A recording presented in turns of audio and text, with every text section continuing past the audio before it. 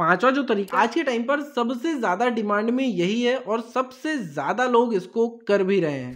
दोस्तों, ऑनलाइन पैसे कमाने का सबसे आसान और सबसे आलसी तरीका क्या हो सकता है? ये सवाल मुझसे बहुत बार पूछा जाता है और सच कहूं तो कौन नहीं चाहेगा कि आप अपने घर के सोफे पर बैठे बैठे या फिर अपने बेड पर लेटे लेटे या फिर दुनिया के किसी भी कोने में बीच पर आराम से बैठे हुए हर दिन के 10,000 रुपए से ज्यादा कमा सके। एक बिजनेसमैन के तौर पर मैंने बहुत सारे तरीकों को आजमाया है और आज मैं आपको इसकी सच्चाई बताऊंगा। लेकिन सिर्फ यही नहीं, हम ये भी तय करेंगे कि सबसे आलसी और सबसे आसान तरीका कौन सा है। इसके लिए मैंने एक आलस का पैमाना तैयार किया हुआ है जिसमें सबसे पहला है लर्निंग कर्व, यानी कि किसी भी काम को सीखने में कितना समय लग रहा है, कितने समय में आप उसको सीख के शुरू कर सकते हैं। जितना कम समय लगता है उतना अच्छा है। दूसरा है फुलफिलमेंट, यानी कि किसी भी प्रोडक्ट को आप कस्टमर तक कितने समय में डिलीवर करते हैं। उस प्रोडक्ट या सर्विस को डिलीवर करना कितना सरल और कितना आसान है। तीसरा है स्केलेबिलिटी। आलसियों का सबसे बड़ा सपना पता है क्या होता है? कि वो कितनी कम से कम मेहनत करके अपनी कमाई को बढ़ा सकें या फिर सबसे कम मेहनत करके स्मार्ट तरीके से मेहनत करके अपने बिजनेस को बड़े लेवल पर लेके जा सकें। नेक्स्ट है स्टार्टिंग कैपिटल। किसी भी बिजनेस को शुरू करने के लिए शुरुआत में निवेश कितना लगेगा? जितना कम निवेश हो उतना बेहतर है। और सबसे जरूरी कि हम जो भी काम शुरू करने वाले हैं उसमें रिस्क कितना है, कि हम जो कैपिटल लगा रहे हैं, हम जो काम कर रहे हैं उससे रिटर्न कितना आएगा और उसके चलने के, स्केल होने के, बढ़ने के या फिर फ्यूचर में उसके बंद होने के या फिर ज्यादा अर्निंग करने की पॉसिबिलिटीज क्या है, यानी कि उसका रिस्क कितना है। आज की वीडियो में मेरा टारगेट ये है ऐसी चीजों को समझना कि जिससे आप हर दिन कम से कम 10,000 रुपए कमा सकें, लेकिन इसमें आपका ना तो ज्यादा समय लगे और ना ही आपकी ज्यादा मेहनत लगे, यानी कि सबसे आलसी तरीके। तो चलिए वीडियो को शुरू करते हैं क्योंकि जानकारी जरूरी है।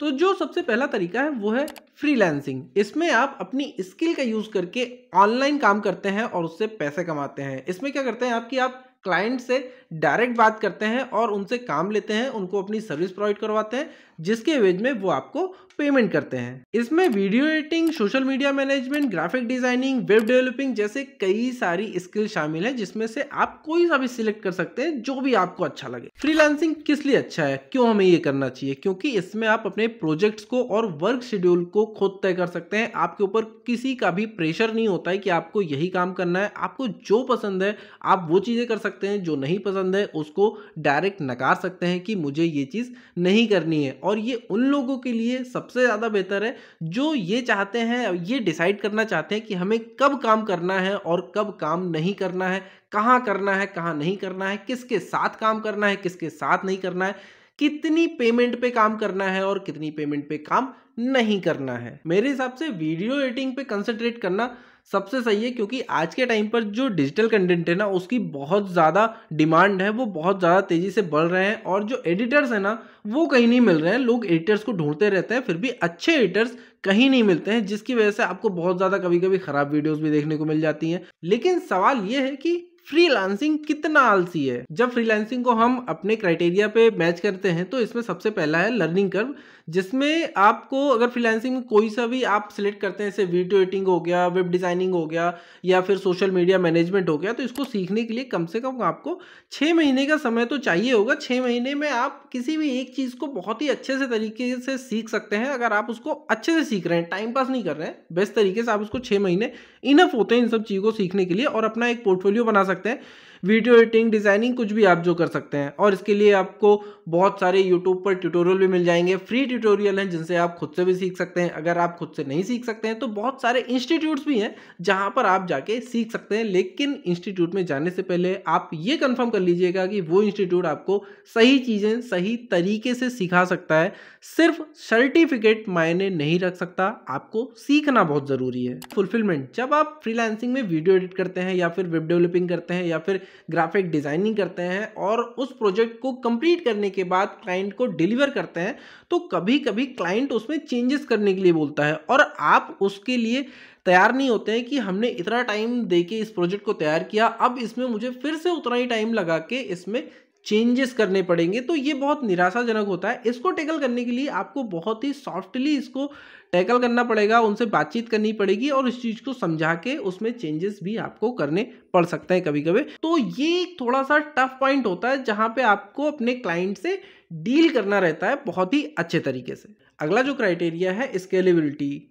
एक्चुअली फ्रीलांसिंग की जो स्केलेबिलिटी है ना वो थोड़ी-सी सीमित होती है, यानी कि इसकी जो बाउंड्रीज़ होती हैं ना वो फिक्स होती हैं। कैसे मैं बताता हूँ कि आपके पास जितना टाइम है, अगर आप अकेले काम कर रहे हो तो आप उतना ही काम कर पाओगे जितना आप समय दे रहे हो, और अगर आप दिन में 2 घंटे का टाइम दे रहे हो तो आप सिर्फ उतने ही पैसे कमा पाओगे। या फिर आप अपने साथ-साथ 10-12 बंदों को और टीम बना लो, एक ऑफिस बढ़िया सा सेटअप कर लो और फिर उसके बाद आप काम लेते रहो और उसी हिसाब से आप उनसे चार्जेस करो और फिर वो लोग भी आपके लिए काम करते रहें। तो ऐसे में आप अपनी इनकम को बढ़ा सकते हैं। लेकिन अगर आप फ्रीलांसिंग में अकेले काम करते हैं तो जितने टाइम आप काम करेंगे उतनी पेमेंट आपको मिलेगी। इसके बाद क्राइटेरिया आता है स्टार्टअप कैपिटल, यानी कि फ्रीलांसिंग को शुरू करने के लिए आपको शुरुआती कैपिटल क्या है, शुरुआती खर्चे कितने करने पड़ेंगे। तो इसमें स्टार्टिंग में लगभग ज़ीरो खर्चा आता है। अगर आपके पास एक लैपटॉप और इंटरनेट कनेक्शन है तो आपको इसके अलावा कुछ भी खर्च करने की ज़रूरत नहीं है। अगर आप किसी स्पेशल सॉफ्टवेयर पर काम करते हैं तो हो सकता है वो सॉफ्टवेयर आपको खरीदना पड़े, तो उसके बाद आप बिल्कुल तैयार हैं, आप ऑनलाइन अपना पोर्टफोलियो अपलोड कर सकते हैं और क्लाइंट से आप प्रोजेक्ट ले सकते हैं और उनको बना के उनको डिलीवर कर सकते हैं। अब सबसे ज़रूरी बात जो है वो ये कि फ्रीलांसिंग में रिस्क कितना है। इसमें रिस्क ना के बराबर होता है, क्योंकि आपका जो इन्वेस्टमेंट है वो भी ना के बराबर होता है और उसके बाद आपको हर प्रोजेक्ट के लिए सीधे क्लाइंट से पेमेंट मिलता है। तो आपका जो रिस्क है ना वो बिल्कुल ही ज़ीरो होता है। कुल मिलाकर फ्रीलांसिंग सबसे आलसी तरीका नहीं है, लेकिन अगर आप फ्रीलांसिंग करना चाहते हैं, आप अपना समय दे सकते हैं, तो आप हर दिन इससे बहुत अच्छे पैसे कमा सकते हैं। दूसरा जो तरीका है वो है रेंटल प्रॉपर्टीज। ये एक ऐसा तरीका है जिसमें आप किसी एक प्रॉपर्टी को लंबे समय के लिए रेंट पर ले लेते हो और फिर उसके बाद उसको शॉर्ट टर्म पर किराए पर देते हो किसी और को दूसरे प्लेटफॉर्म का इस्तेमाल करके। जैसे कि आप अगर उस प्रॉपर्टी को ओयो रूम्स में कन्वर्ट करना चाहते हो, आपने बिल्डिंग किराए पर ली है, तो आप ओयो होटल्स के तौर पर उसको लोगों को डेली बेसिस पे रूम्स किराए पर दे सकते हो, मंथली बेसिस पर दे सकते हो, या जैसे भी आप उसको रेंट पे देना चाहें वैसे आप देके उसमें से ज़्यादा पैसे कमा सकते हो। रेंटल प्रॉपर्टीज़ को जब अपने हम लर्निंग कर्व पर रखते हैं तो इसमें हम देखते हैं कि इसे सीखने के लिए आपको 1 से 3 महीने का समय लगता है, क्योंकि इसमें ज़्यादा कुछ सीखने के लिए नहीं होता है। आपको लोकल एरिया के जो कानून के नियम हैं, क्या उसमें पेपर्स लगने हैं, ये सब चीज़ें आपको सीखनी होती हैं और प्रॉपर्टी को जो मैनेज करने की चीज़ें होती हैं, कस्टमर से कैसे अच्छे से बात करना है, यही सब चीज़ें सीखनी होती हैं। इसमें ज़्यादा कुछ सीखने के लिए होता नहीं है। अगर बात करें इसके फुलफिलमेंट की, तो इसमें फुलफिलमेंट मीडियम होता है। प्रॉपर्टी बुकिंग को मैनेज करना, मेहमानों के साथ बातचीत करना, साफ़ सफाई करवाना, ये बेहद इंपॉर्टेंट चीज़ें होती हैं। और अगर आप इसे खुद से भी नहीं करना चाहते तो आप किसी दूसरी जो सर्विसेज हैं, जो कंपनियां इसकी सर्विस देती हैं, उनसे आउटसोर्स भी कर सकते हो आप। फिर आता है स्केलेबिलिटी, यानी कि आप इसे कितना बड़ा कर सकते हैं, इससे कितनी ज़्यादा इनकम क्रिएट कर सकते हैं। जब आप किसी एक प्रॉपर्टी को सफलतापूर्वक मैनेज कर लेते हैं, उसको रनिंग पर लेके आते हैं और उससे इनकम जनरेट करने लगते हैं, उसके बाद आप इसमें कई सारी प्रॉपर्टीज़ को जोड़ सकते हैं और फिर सारी प्रॉपर्टीज़ मिलकर आपको एक बहुत बड़ी इनकम क्रिएट करके देंगी और उसमें आपको ज़्यादा कोई भी मेहनत करने की ज़रूरत नहीं है। इसके बाद जो सबसे इंपॉर्टेंट चीज़ है वो है कि स्टार्टिंग कैपिटल कितना लगेगा, इसको शुरुआत करने के लिए पैसे कितने लगेंगे। तो जो सबसे पहला खर्चा आता है वो ये कि जो भी बिल्डिंग आप ले रहे हैं उसका जो डिपॉजिट है, प्रॉपर्टी का डिपॉजिट होता है, वो आपको कितना जमा करना है। एक तो वो खर्चा हो गया। उसके बाद बिल्डिंग में अगर कोई मेंटेनेंस करवानी है, उसमें आपको कोई इंटीरियर अपने हिसाब से करवाना है, फर्नीचर जो उसमें लगने हैं, इन सब चीज़ों का खर्चा भी आता है। तो इसमें स्टार्टिंग कैपिटल आपके बजट के हिसाब से हो सकता है कि आप किस लेवल की प्रॉपर्टी को किस लेवल के हिसाब से डिज़ाइन कर रहे हैं। तो ये पूरा का पूरा आपके ऊपर डिपेंड करता है। आप इसमें मीडियम से लेके हाई क्लास तक खर्चा कर सकते हैं, तो ये आपके बजट पर डिपेंड करता है पूरी तरीके से। अब बात आती है रिस्क की कि इस काम में रिस्क कितना है। मान लीजिए कि आपने किसी ऐसी लोकेशन पर प्रॉपर्टी खरीद ली जहां पर पब्लिक का आना जाना ही नहीं है, तो अगर आपकी बिल्डिंग खाली रह जाती है, आपके रूम्स किराए पर नहीं उठते हैं, या आपकी जो भी प्रॉपर्टी है वो रेंट पर आप नहीं दे पा रहे हैं, तो उससे इनकम जनरेट नहीं होगी। लेकिन आपको उस बिल्डिंग का रेंट तो भरना ही पड़ेगा, क्योंकि आपने वो बिल्डिंग किराए से ले ली है। तो ये एक बड़ा रिस्क है जिसको ध्यान रखना बहुत ज़रूरी है कि आप जो प्रॉपर्टी ले रहे हैं उसकी लोकेशन क्या है और क्या वहाँ पर लोग रेंट के लिए आते हैं या नहीं आते हैं। ये चेक करने के बाद ही प्रॉपर्टी वहाँ पर लें। तीसरा जो तरीका है वो है डिजिटल प्रोडक्ट्स, यानी कि e books, online courses, templates या ऑनलाइन आर्ट वर्क, कुछ भी जो ऑनलाइन आप बेच सकते हैं। और अगर आपने मेरी पिछली वीडियो देखी है तो मैंने अपने बिजनेस के बारे में बताया था, जहां पर हम बुक्स को रिकॉर्ड करते हैं और उनको ई बुक पर, फाइंडावे, स्पॉटिफाई जैसे अलग अलग प्लेटफॉर्म पर डालते हैं, जहां आपको ये सारी बुक्स मिलती हैं। यानी कि हम ऑनलाइन बुक्स को रिकॉर्ड भी करते हैं, ऑडियो फॉर्म में, पीडीएफ फॉर्म में, हर तरीके से आपको वो अवेलेबल करवाते हैं। तो ये काम तो हम कर ही रहे हैं, तो इसके बारे में बेहतरीन चीज़ें मैं आपको बताने वाला हूँ। इसका जो लर्निंग कर्व है वो 3 से 6 महीने का है, जिसमें आप एक हाई क्वालिटी का काम सीख सकते हैं। इसको बनाने के लिए जो भी काम आपको डिलीवर करना है अपने कस्टमर को, उसके लिए 3 से 6 महीने बहुत है आपको सीखने के लिए। दूसरा है फुलफिलमेंट। फुलफिलमेंट बहुत ही आसान है। आपने एक बार प्रोडक्ट तैयार कर लिया, एक बार बुक को रिकॉर्ड कर लिया या फिर उस बुक की पीडीएफ बना ली, तो उसके बाद ये ऑटोमेटिक रूप से सेल होता रहेगा ऑनलाइन, हमेशा हमेशा के लिए अवेलेबल रहेगा। आपको दोबारा इसमें कोई भी मेहनत नहीं करनी है। जब तक ये बिकता रहेगा तब तक आपकी अर्निंग बनी रहेगी, हमेशा हमेशा के लिए। इसके बाद जो है स्केलेबिलिटी, यानी कि इसे आप कितना बड़ा कर सकते हैं, तो स्केलेबिलिटी इसकी बहुत ही हाई है, क्योंकि ये ऑनलाइन सर्विस है, ऑनलाइन आपको इसको बेचना है। तो ऑनलाइन जैसा कि हम करते हैं, हम 42 प्लेटफॉर्म्स पर अपनी बुक्स को बेचते हैं, तो जिससे हमारा मार्केट जो है ना वर्ल्ड वाइड है। हम पूरी दुनिया में इसे कहीं भी बेच सकते हैं, जहां इंटरनेट है वहां पर अपने प्रोडक्ट को हम सेल कर सकते हैं। इसके बाद जो बेहद जरूरी चीज है वो ये कि स्टार्टअप कैपिटल कौन सी लगनी है इसमें। तो स्टार्टिंग कैपिटल जो है ना वो बहुत ज्यादा नहीं लगती है। इसमें जो आपके टूल्स इस्तेमाल होते हैं, सॉफ्टवेयर जो यूज होता है, माइक यूज होता है, वो सारी चीजें, और आपकी जो सिस्टम है उसमें काम करने वाले जो बंदे हैं, सिर्फ उनका खर्च होता है। बहुत ज्यादा इसके लिए कैपिटल की जरूरत नहीं होती है, बहुत बड़ा इंफ्रास्ट्रक्चर आपको बनाना नहीं होता है, तो आपको बहुत ज्यादा इन्वेस्टमेंट की जरूरत नहीं पड़ती है इसमें। इसके बाद बात आती है कि चलो हमने सारी चीजें तो आसान कर ली, अब रिस्क कितना है इसमें। तो रिस्क इसमें बहुत ही कम होता है। इसमें सिर्फ एक ही रिस्क होता है कि आपने जो बुक बनाई है या फिर जो ऑनलाइन बेचने के लिए प्रोडक्ट बनाया है वो ना बिके। लेकिन ऐसा होता नहीं है। कोई भी प्रोडक्ट अगर मार्केट में अवेलेबल है तो उसको खरीदने वाले कस्टमर बेस तो मिल ही जाते हैं। मैंने ऐसे बहुत ही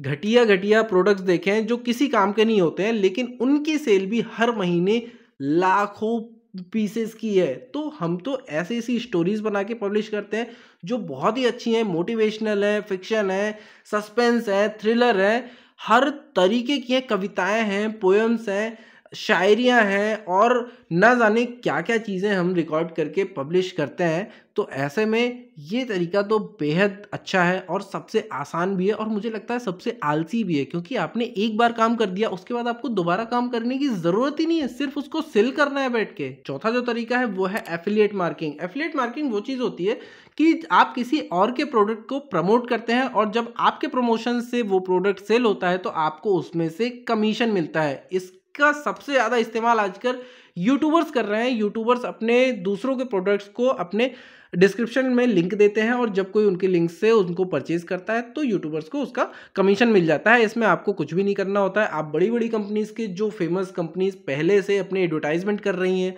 वो प्रोडक्ट पहले से लोगों को पता है कि वो कैसा है कैसा नहीं है, बस उन्हें आपके थ्रू उस प्रोडक्ट पर जाकर उसको परचेज करना होता है, कमीशन आपको मिल जाता है। इसका जो लर्निंग कर्व है, यानी कि इसको सीखने के लिए आपको कितना टाइम चाहिए कि इसको कैसे करना है, तो इसको सीखने के लिए आपको 1 से 3 महीने चाहिए। अगर आप यूट्यूबर्स नहीं है, ज़रूरी नहीं कि सिर्फ यूट्यूबर ही ऐसा कर रहे हैं, आप अपनी अलग से वेबसाइट बना सकते हैं। आप उस वेबसाइट पर दूसरे सभी प्रोडक्ट्स को, चुनिंदा प्रोडक्ट्स की लिस्ट बना सकते हैं जहां से लोग उसको परचेज कर सकें। तो आप ऐसा भी कर सकते हैं। इसको सीखने के लिए आपको ज़्यादा नहीं, सिर्फ 1 से 3 महीने लगेंगे।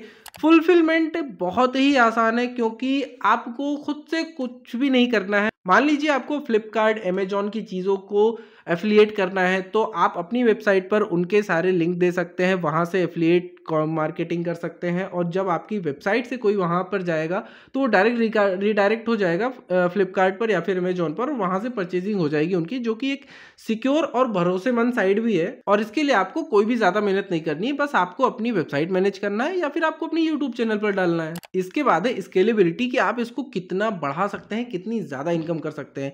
मान लीजिए आपने अपने यूट्यूब चैनल पर डाला है, तो आप उस पर कितनी भी लंबी लिस्ट डाल सकते हैं। आप 5 प्रोडक्ट डाल सकते हैं, आप 500 प्रोडक्ट की लिस्ट बना सकते हैं, या फिर अगर आपने अलग से वेबसाइट बना ली है इसकी, तो उस वेबसाइट पर भी आप कितने भी प्रोडक्ट्स की लिस्ट बना सकते हैं, हजारों लाखों जितने भी आप सारे डाल सकते हैं। तो स्केलेबिलिटी इसकी बहुत ज़्यादा है कि आप इसमें कितना वास्ट प्रोडक्ट डाल के कितनी सेलिंग कर सकते हैं। इसके बाद है स्टार्टिंग कैपिटल आपकी कितनी लगनी है। तो स्टार्टिंग कैपिटल बहुत ही कम ही लगती है। जो आपका अगर वेबसाइट बनानी है तो वेबसाइट का खर्चा है, नहीं तो अगर आपका यूट्यूब चैनल पहले से चल ही रहा है तो उसमें डालने के लिए आपको कोई अलग से खर्चा नहीं करना है। अब जो इसका रिस्क है वो रिस्क बहुत ही कम होता है, इसलिए क्योंकि जो प्रोडक्ट्स आप बेच रहे हैं वो प्रोडक्ट्स पहले से मार्केट में अवेलेबल है और उसकी जो विश्वसनीयता है वो पहले से बनी हुई है। तो आपको कोई टेंशन लेने की ज़्यादा ज़रूरत नहीं होती है, बस आपको सिलेक्टेड प्रोडक्ट्स उठा के मार्केट में सेल करना होता है।